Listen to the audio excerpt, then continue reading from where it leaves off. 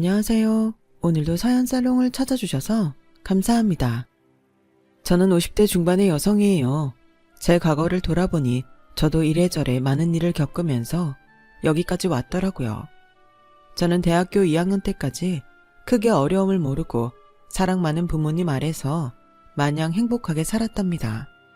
아버지는 좋은 회사에 다니셨고 어머니는 저와 남동생 교육에 관심이 많은 전형적인 주부였어요. 동생은 공부하는 것도 좋아하고 학교에서 전교에 손꼽는 수재였지만 저는 공부보다는 친구들과 노는 걸 좋아했고 가만히 있는 것보다는 활동적인 편이었어요. 학교 성적도 중위권 대학을 갈 정도만 유지했었죠. 엄마는 제가 조금만 열심히 하면 더 잘할 수 있다고 하면서도 사람마다 다 갖고 태어난 게 다르니 어쩌겠니? 수영이 너는 친화력이 좋고 활발하니까 그거에 맞는 일 찾아서 잘 살면 돼. 그럼 내가 누군데 걱정하지 마 엄마. 나 잘 먹고 잘 살 자신 있어. 저는 대학에 들어가서도 같은 과 친구들과 어울려서 미팅하고 단체 활동하는 걸 더 좋아했어요. 그게 제 삶의 낙이었고 즐거움이었거든요. 하지만 2학년이 되고 얼마 안 돼서 아버지가 뇌출혈로 갑자기 쓰러지셨어요. 수술 후 엄마가 지극정성으로 간호하셨지만 다시는 일어나지 못하셨어요. 그때까지 아무런 염려 없이 살던 저는 처음으로 큰 충격을 받았고 순식간에 집안의 가장 노릇까지 하게 됐어요. 남동생은 한창 공부할 고등학생이었고 엄마는 사회생활을 해보신 적 없었으니 제가 나서야 했고요. 아버지를 잃은 슬픔이 채 가시기도 전에 저는 평소에 잘 알고 지내던 선배를 통해 일자리를 얻었어요. 작은 회사의 잡무를 돕는 일이었는데 감사하게도 제 사정을 알고 학교에 다니면서 시간제로 일할 수 있게 해주셨어요. 선배, 너무 고마워요. 진짜 힘들고 막막해서 학교를 그만둬야 하나 고민도 많았거든요. 진짜 이 은혜를 어떻게 갚아야 되죠? 은혜라니 힘들 때 다 서로 돕고 사는 거지. 네가 나 동아리에서도 과에서도 얼마나 잘 챙겨줬는데 다 네가 한 만큼 돌아온 거야. 힘들겠지만 성적도 좀 신경 써. 그래야 졸업하고 직장 들어가기 쉽잖아. 너 어렵다고 중도 포기 말고 어머니랑 동생 생각해서라도 끝까지 힘내야 돼. 알았지? 저는 그렇게 선배와 과 친구들의 격려와 도움으로 생활비를 벌며 공부를 했어요. 졸업 후 저는 중견 규모의 여행사에 들어갔어요. 당시 해외여행을 가는 사람들이 늘어나면서 여행사도 많아졌거든요. 제가 잘할 수 있을지 걱정도 많이 됐었는데 전에 회사에서 아르바이트를 했던 게 꽤 도움이 많이 되더라고요. 거의 심부름이나 마찬가지였던 일인데도 일머리가 생긴다고 해야 되나요? 그런 게 되니 정말 경험해본 건 무시 못하겠다 싶더라고요. 제가 취직을 하고 나서부터 엄마도 동생도 마음을 놓았어요. 수영이 너한테는 미안하지만 이제야 한시름 놓이는구나. 준영이 내년에 대학 들어가고 지금보다 또 나아질 테니 그때까지만 참고 나중에 너 하고 싶은 대로 하고 살아.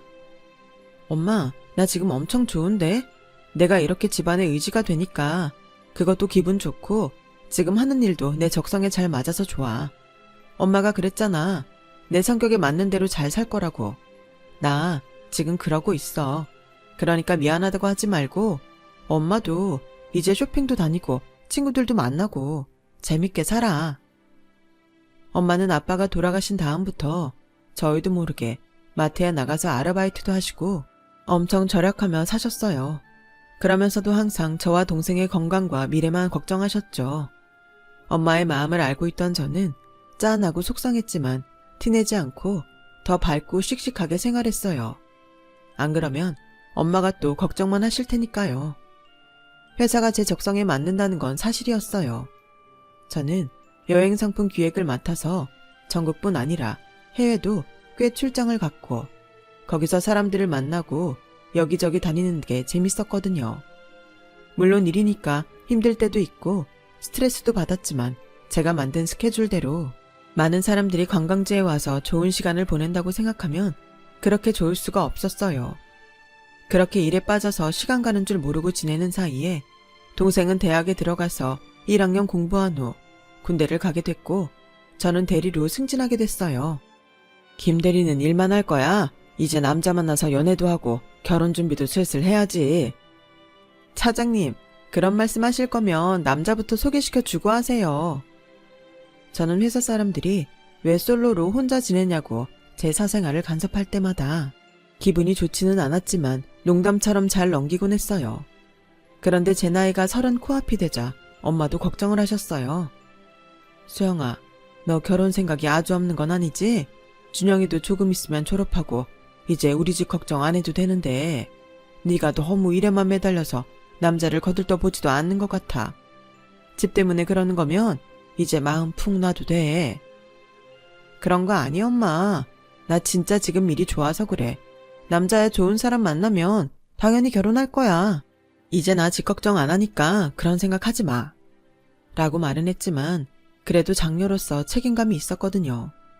제가 결혼하고 나면 더 쓸쓸해하실 엄마도 걱정됐고 제가 없이 지내실 노후의 경제적 생활이 걱정돼서 보험도 이것저것 들고 했기 때문에 솔직히 말하자면 결혼에 신경 쓸 여유가 없었어요. 조금이라도 더 일하고 벌어서 돈을 마련해야 했으니까요. 동생이 졸업하고 바로 취직한다고 해도 사회 초년생인데 아무래도 모으는 것보다는 쓰는 돈이 많을 게 뻔했고요. 저는 주변의 염려와 결혼 독촉에 때가 되면 좋은 사람 만날 거라고 입버릇처럼 말하게 됐어요. 그런데 말이 씨가 된다더니 몇 달쯤 지나서 정말 남자를 만나게 됐어요. 저희 회사가 대형 여행사에 상품을 납품하게 되면서 기업 대상의 패키지를 처음 만들게 됐거든요. 그래서 대기업과의 미팅을 하게 됐는데 남편이 담당이었어요. 몇 번의 미팅이 오간 후에 저는 패키지 기획을 마무리했고 그날 남편은 처음 제게 데이트 신청을 했어요. 김 대리님, 저 처음부터 호감이 있었는데 모르셨어요? 일하는 도중에 이러면 저를 선수라고 생각하실까봐 꾹 참았는데 이런 제 마음 생각해서라도 한번 만나주세요. 처음에는 인상이 깐깐하고 차가워 보였는데 의외로 귀여운 데가 있어서 저절로 웃음이 나더라고요. 알겠어요. 그런데 저 아니다 싶으면 뒤도 안 돌아보는데 혹시 제가 다시 안 만난다고 해도 일에 지장 주시면 안 돼요. 에이, 저를 뭘로 보시고 이래봬도 공사 구별은 뚜렷하다고요. 그렇게 저희의 만남이 시작됐답니다. 남편은 첫인상 때보다 편하고 부드러운 면이 있어서 한 번, 두 번 만나다 보니 그냥 사귀는 사이가 되고 말았어요. 1년이 좀 안 되게 만나던 어느 날 남편은 오랜만에 바람을 쐬러 간 호숫가에서 제게 프로포즈를 했어요. 수영아, 나는 처음 너를 본 순간부터 이 사람이다 하는 강렬한 운명을 느꼈어. 이제는 우리가 앞으로의 인생을 함께할 때가 된 것 같아. 결혼하자. 너하고라면 평생 행복할 자신 있어. 일할 때 빼고는 평소 좀 우유부단했던 사람인데 박력 있게 말하는 모습을 보니 정말 확신이 있나 보다 했어요. 남편은 제게 운명을 느꼈다고 했지만 저는 사실 아니었고 호감을 느낀 것도 몇 번 만나다 보니 인상과 달랐던 게 좋아서였기 때문에 그런 말들이 좀 부담스러웠어요. 게다가 2번 정도 남편 어머니를 잠깐 뵌 적이 있는데 굉장히 화려한 분이어서 다가가기 어렵게 느껴졌어요. 그런 점들 때문에 바로 대답하기 어려웠던 저는 망설이기만 했죠. 제가 대답을 하지 않고 만나는 것도 핑계대며 자꾸 미루자 남편은 퇴근 시간에 장미꽃다발을 들고 제 회사 앞에 와서 다시 청혼을 하더라고요. 이번에는 모두 다 듣게 공개적으로요. 김수영, 사랑한다. 결혼하자. 우리 꼭 행복할 거야. 저는 창피하기도 하고 왜 저러나 싶어 화도 냈지만 그만큼 저를 좋아하고 절실하니 저러는구나 싶어 좀 감동했어요. 결국 다음날 저는 프로포즈를 받아들였고 남편은 밤에 집에 찾아와서 엄마와 남동생에게 인사를 했어요. 수영이 남자친구 있는 건 알고 있었는데 이렇게 결혼한다고 찾아오는 거 보니 내가 다 벅차네. 부디 둘이 잘 살고 우리 수영이 행복하게 해줘야 돼. 염려 마세요 장모님. 저희 잘 살 거예요. 우리가 죽이 참 잘 맞거든요. 죽이야 좋을 때만 맞는 거지 싸울 때도 그런 건 아니잖아요. 아무튼 우리 누나 힘들게 하면 그때는 알아서 해요. 처남, 나는 형제가 없어서 좀 외롭게 컸거든. 앞으로 동생처럼 생각할 테니까 날 형이라고 불러. 그런 건 시간이 좀 지나야죠. 라며 동생은 좀 시큰둥하게 대했지만 그래도 제 결혼을 축하해줬어요. 저희는 결혼식장 예약이 가장 빠른 날짜를 잡고 초고속으로 준비를 해서 결혼을 했어요. 정말 정신없이 시간이 지나가서 뭘 어떻게 했는지 지금도 거의 기억나는 게 없을 정도였어요. 이제 와서 돌이켜보면 그때 차근차근 준비했더라면 시어머니나 남편에 대해 더 잘 알 수 있었을 거고, 그러면 제 인생이 바뀌었을지도 모른다는 생각이 들기도 해요. 결혼하고 보니 제가 시집살이를 해야 될 사람이 시어머니 말고도 또 있었어요. 남편도 아버지가 일찍 돌아가셔서 홀어머니라 친정엄마처럼 잘 보살펴 드려야겠다고 마음먹었거든요. 그런데 남편의 이모, 그러니까 시어머니 여동생이 꼭 같이 따라붙더라고요. 오히려 간섭이 더 심할 지경이었어요.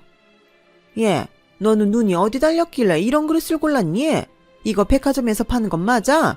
어디 도매상에서 산 거 아니야? 넌 젊은 애가 센스 없게 식탁이랑 소파를 이런 걸 들여놨니? 물건 보는 눈이 없어도 너무 없네. 라며 주말마다 몰려와서 시이모가 잔소리를 하고 나면 시어머니가 우리 친구들 만나러 가게 용돈 좀 줘. 명색이 며느리 본 사람이 시시한 턱을 낼 순 없잖아. 알아서 우리 얼굴 먹칠 안 할 만큼 줘야 된다.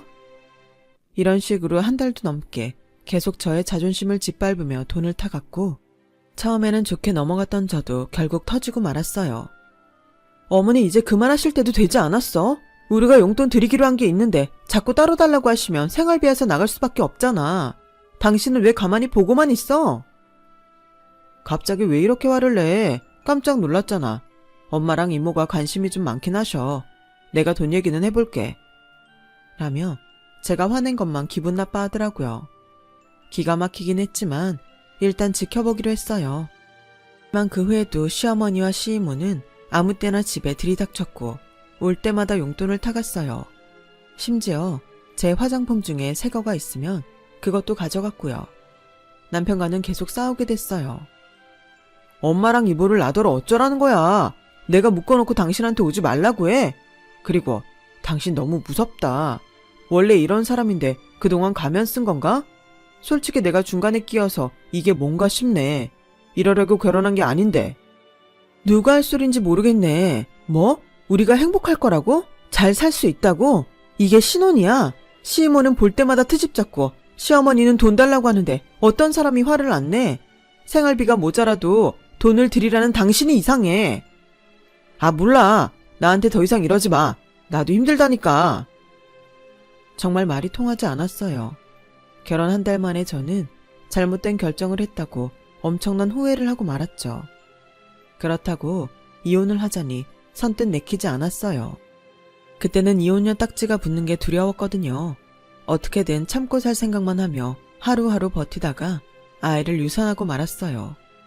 저는 그때 계속 밥도 제대로 못 먹고 잠도 잘 못 잤기 때문에 아이가 생겼다는 인식도 하지 못하고 있었어요. 회사에 갔다 왔는데 유난히 몸이 무겁고 걸음이 안 걸어지더라고요. 그런데 집에 떡하니 시어머니와 시이모가 와 있더군요. 너는 회사 갔다가 어디 쇼핑이라도 하고 오니?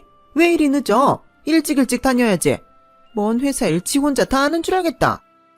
야, 제가 회사만 갔다 오는지 네 말대로 쇼핑을 하는지 어디서 놀다 오는지 알게 뭐니? 내 아들은 하루 종일 쎄 빠져라 대기업 사무실에서 일하는데 쟤는 여행사 핑계대며 놀 거 다 놀걸? 어머니, 다른 건 참아도 제 일 가지고 그러는 건 저도 힘드네요. 저도 제 일에 자부심 있어요. 그 사람 일은 그런 식으로 말씀 안 하시잖아요. 야, 까놓고 말해서 걔랑 너랑 같니?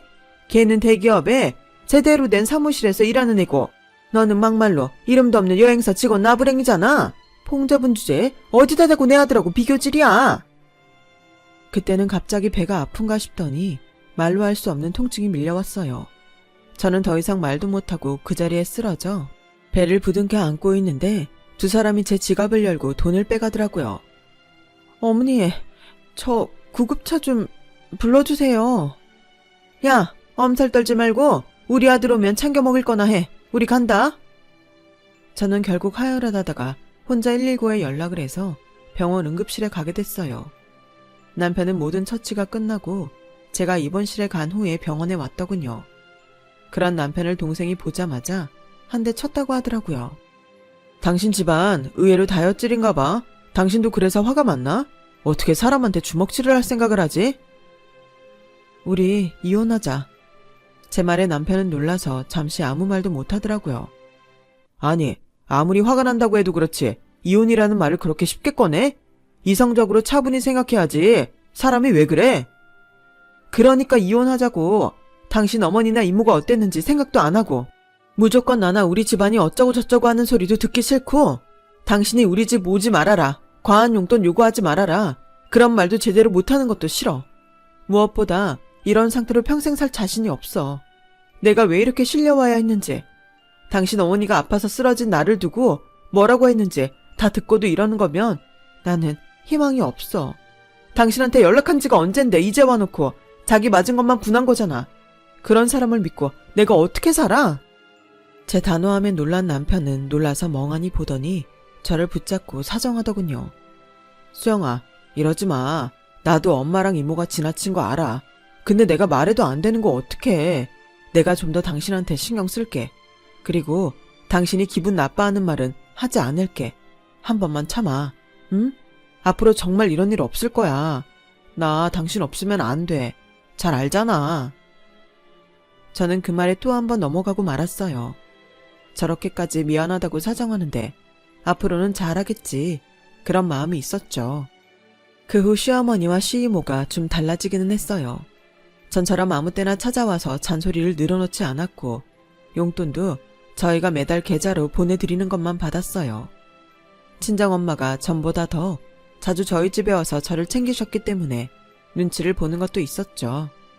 하지만 그것도 오래가지 못했어요. 제 버릇 걔 못 준다고 몇 달 지나고 나니 예전으로 돌아가더라고요.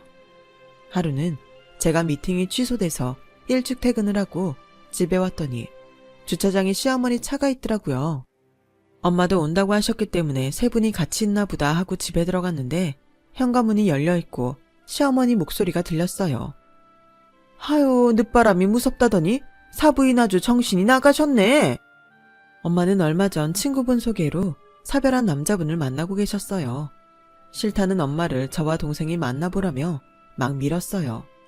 엄마, 좋은 사람 만나서 행복한 노년 보내. 우리 걱정만 하면서 살지 말고. 누나 말대로 해. 좋은 사람이면 만나는 거 찬성이야. 제가 시어머니나 시이모한테 그런 얘기를 한 적이 없는데 두 사람이 알고 있는 걸 보면 남편이 한 것 같았어요. 이런 촌스러운 목걸이를 요새 누가 해? 이제 보니 새애기 안목이 사부인 쏙 빼다 박았네. 어째 그리 모녀가 쌍으로 시골스럽지? 저기요, 우리 언니 말 흘려듣지 말고 똑바로 서서 들으세요. 그리고 오늘 바닥 닦았어요. 여기 끈적거리는데. 저는 더 이상 들어줄 수가 없어서 현관문을 쾅 닫으며 들어왔어요. 지금 뭐들 하시는 거예요? 엄마가 왜 우리 집 바닥을 닦아요? 주말도 아닌데 주인도 없는 집 와서 누구한테 막말이에요. 엄마, 저런 말을 그냥 듣고만 있으면 어떡해. 뭐라고 해야지. 어머 얘, 너 어른들한테 그게 무슨 말버릇이니? 사부인, 제 하는 거 봤죠? 도대체 집에서 교육을 어떻게 시키면 집에 온 시댁 어른들을 보고 주인 없는 집소리를 하고 이렇게 큰 소리를 냅니까? 아니면 애가 원래 글러먹은 거예요? 라며 시어머니가 나를 인신공격하자 가만히 있던 엄마가 우리 애가 뭐 틀린 말 했습니까? 아무리 들어도 맞는 말인데요. 제가 안 왔으면 두 분이서 거실 난장판 만들고 화투나 치면서 애 복장 다 뒤집었을 텐데 그게 안 돼서 기분이 나쁘셨나요? 얘 말 들으니 오늘 오시기로 한 날도 아니고 이서방이 집 열쇠를 준 모양인데 아무리 시댁 어른들이라도 이 집 주인은 우리 수영이하고 이서방이지 사부인은 아니죠. 우리 애는 틀린 말은 안 하는 애예요. 그리고 잘못된 게 있으면 바로잡는 게 맞지. 무조건 예의해야 돼요. 지금이 조선시대도 아닌데. 어머, 진짜 기가 막히네. 아니, 다 큰 자식들 놔두고 바람나서 늑다리 만나며 히히덕대면서 누구한테 설교해요, 설교가. 천박한 옆에 내 주제에. 이모님, 말씀이 지나치시네요. 그리고 그렇게 촌스럽다 천박하다 하시면서 왜 제 목걸이하고 반지는 끼고 계시는 건데요. 이리 돌려주세요. 야야, 너 다 갖고 가. 네가 준다고 해도 이딴 거 100개도 안 가져. 라더니 목걸이와 반지를 빼서 제 얼굴에 집어 던졌어요. 그 난리를 치는데 남편이 오자 시어머니와 시이모는 약속이라도 한 듯 그 자리에 주저앉아서 펑펑 울며 땅을 치더군요. 세상에, 모녀가 쌍으로 우리를 거지 취급하고 주인 없는 집에 왔다며 도둑 보듯 하질 않나. 성우가 나 너무 힘들다. 정말 나도 지겨워서 못 살겠다. 당신도 그렇고 장모님도 좀 너그럽게 대해주시면 안 돼요.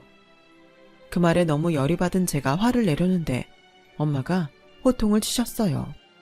안 되겠네. 도대체 누가 누구 보고 지겹다고 하는 건가? 자네는 이런 게 자네가 말한 행복한 삶이야? 내 딸 데려다가 자네 엄마랑 이모 변덕이나 받아주게 만들어? 그래놓고 수영이 탓을 해? 가자 수영아. 이런 것들 다시는 상종도 하지 마라.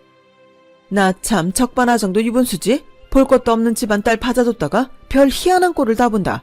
성우가 내가 뭘 했어? 가진 것도 없고 별 볼 일 없이 사는 거랑 엮이지 말랬지? 이거 봐. 좋은 끝이 없잖아. 엄마는 시댁 식구들이 길길이 뛰는 사이에 차곡차곡 짐을 챙기시더니 제 손을 붙잡아 저를 데리고 나오셨어요. 다음날 제가 남편에게 이혼 얘기를 했더니 그 사람은 다시 시무룩해져서 좀 더 생각해보자고 하더군요. 내가 전에 뭘 했어. 다시 이런 일 있으면 안 산다고 했잖아. 그런데 당신도 시어머니 시이모도 다 안 변해. 절망적이야. 그래도 좀 더 생각할 시간을 갖자. 저희는 잠시 따로 지내기로 했어요. 희한하게도 별거를 시작하면서부터 회사 일이 잘 풀리기 시작하더군요. 제가 원했던 대형 여행사 해외팀으로 옮기게 됐거든요. 전부터 가고 싶었던 곳인데 마침 경력직 채용 공고가 났고 면접에서 저를 좋게 봤다며 합격 통보를 알려왔어요.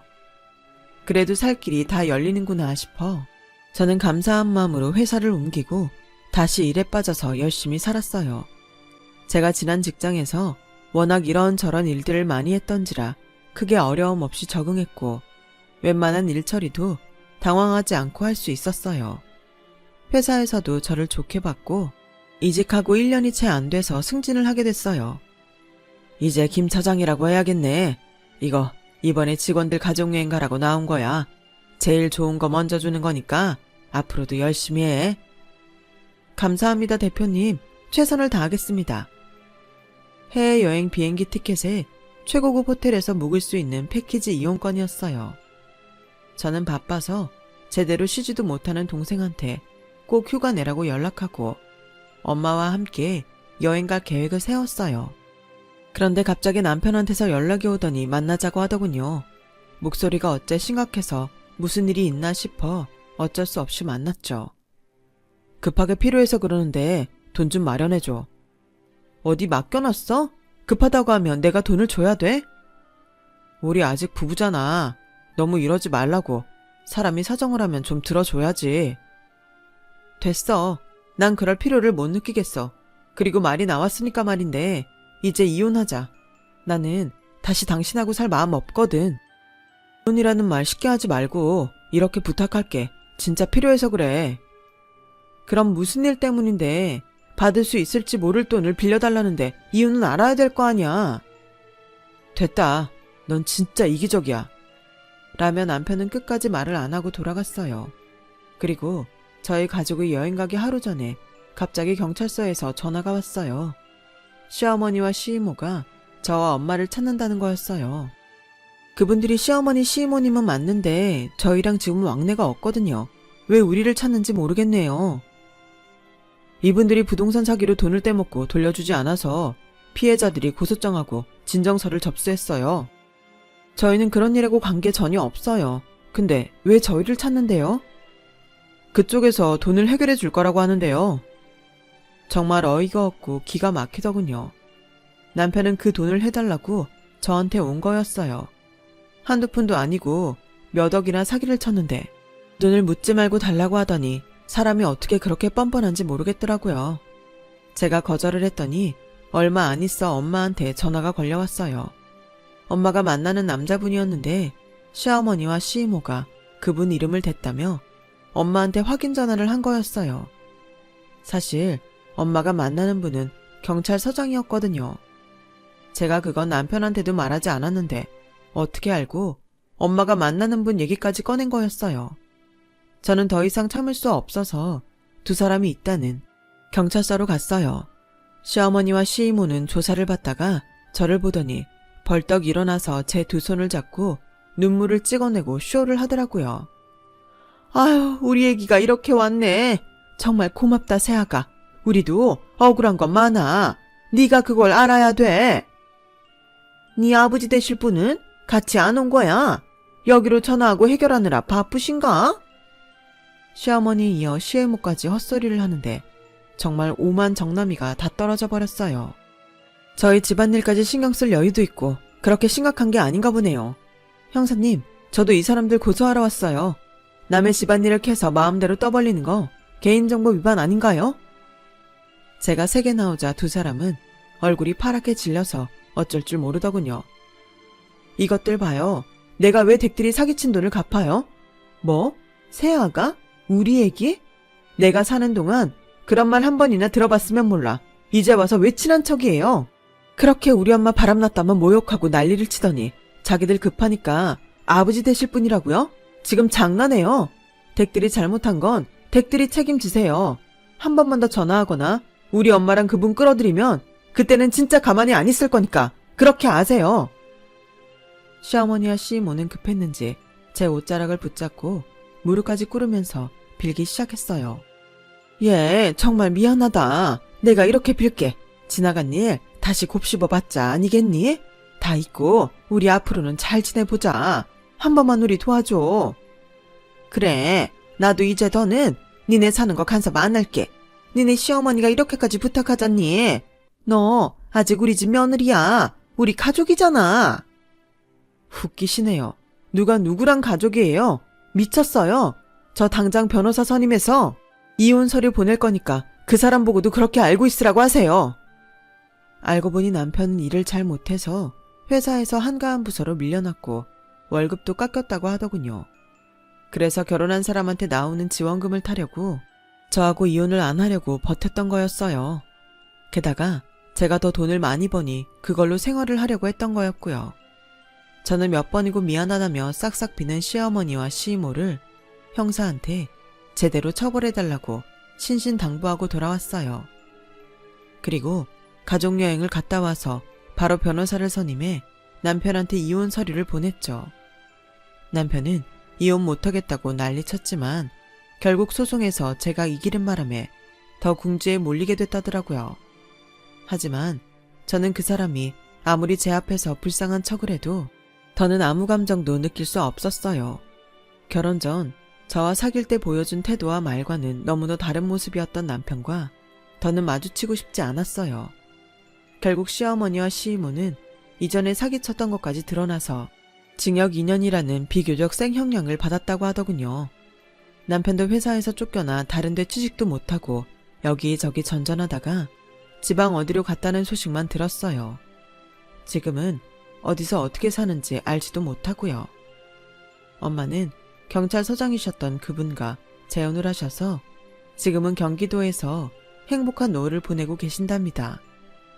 저도 재혼을 해서 예쁜 딸아이를 둔 엄마가 됐고요.